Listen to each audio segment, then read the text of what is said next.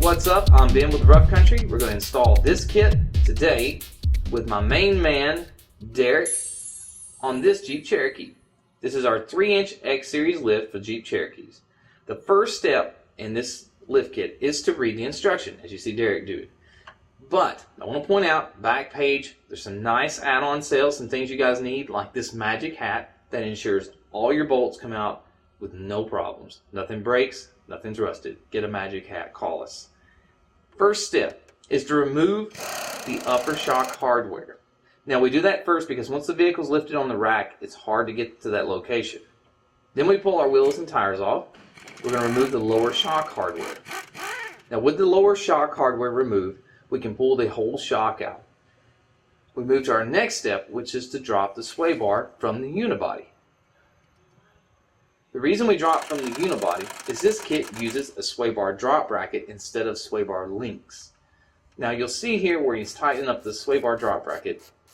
He's not going to tighten those up all the way. He's going to leave them a little loose because we'll have to slide that around later. The next step is to remove the spring retaining clip. You saw he pulled out the brake hose there and bent that clip up just to give him room to get the wrench in.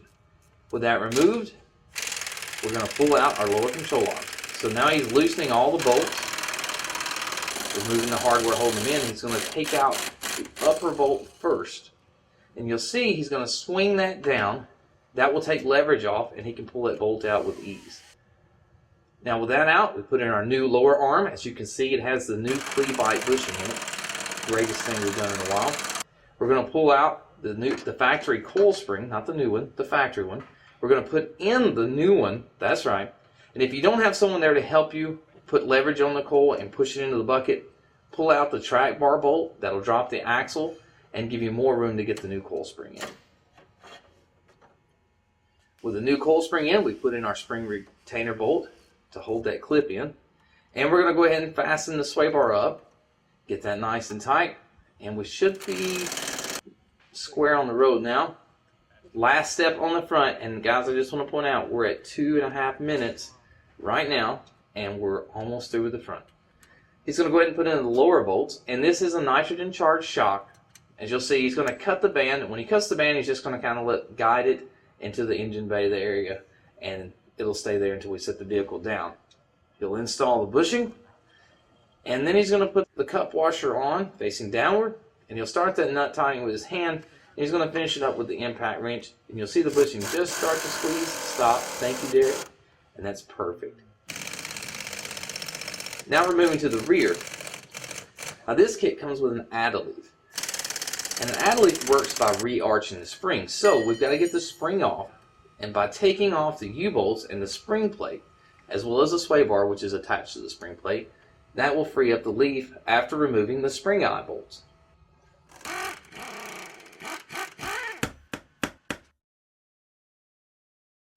With the spring eye bolts removed, we're going to take the leaf off, carry it over to the workbench area where we'll put in our add-a-leaf. But before we put in the add-a-leaf, we're going to go ahead and remove the rear shock. And we did this because a lot of times these upper bolts and unibodies will break, and we were expecting a lot more work, but they actually came out really, really well. I don't know, just one of those freak things. So with the shock out, we've got the leaf out, we're on the workbench. We're going to remove the spring clips. Now Jeep, for some reason, puts like 16, no I'm kidding, they put 2 to 3 of these on each leaf pack. And they don't always come off as easy as you're seeing here. So be prepared to lose a little skin, a couple busted knuckles. They're not always that great to come off. Next, we're going to remove our center pin, tighten up some vice grips on the head of the bolt, remove the nut with the impact wrench, pull the center pin out.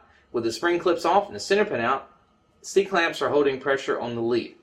Now with the C-clamps off, you spread that leaf spring apart, and you're going to put in your add-a-leaf. Now, this is not a centered leaf. That means the center pin is actually off-center of the spring. So make sure you've got the add-a-leaf turned the correct way where it's not overextending on one end. With your center pin in, start the nut tightened by hand. That's going to guide the leaves together. You tighten up with a C-clamp. And the next step, you're going to go ahead and tighten that center pin up with the impact wrench as far as you can. And then you'll finish off tightening it down with a wrench. Next step on the ad leaf process is to put in the quick clips, or new spring clips that we supply you. Just a little tap, tap, tap on the ends there to bend that in to make it easier to get into the plate. Once you have the plate on, you need to flush it up to the leaf spring as best you can, as you see him doing here with the C-clamp. He's just putting extra pressure on it to make sure it's against the leaf squarely. Once it's square, tap down the tabs, and then you're going to cut off your excess center pin with a cutoff wheel or hand grinder and reinstall the leaf spring. And you'll see here he's going to go ahead and he'll be putting in the spring eye bolts, which he would tighten down with the impact wrench as well. And next, we just want to fasten this to the axle. Now, it goes on the same way it comes off. You're going to reattach your U-bolts, your sway bar, everything to the spring plate.